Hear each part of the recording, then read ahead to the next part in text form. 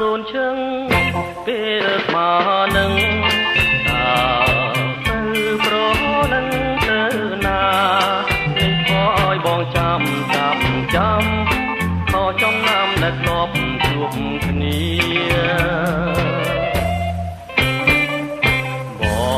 ងអង្គុយចាំតែស្រីមួយរាត្រីទៅហើយឃើញគេគៀកកាយសងសាបានថាអូនបណ្ដា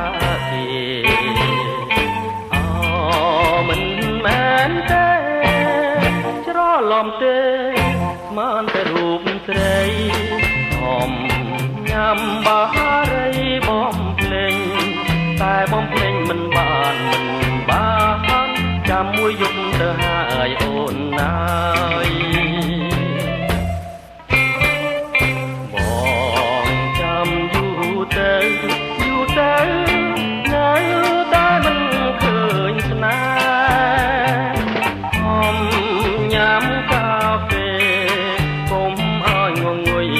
អង្គពីចាំមើលលើចាំយូរទៅលឺមាត់ហៅបានតែអូនហៅមិនមែនទៅហៅឡើយព្រះអើយម្ដាយបងហៅទេហើយគាត់ជេរថាបងមិនគេ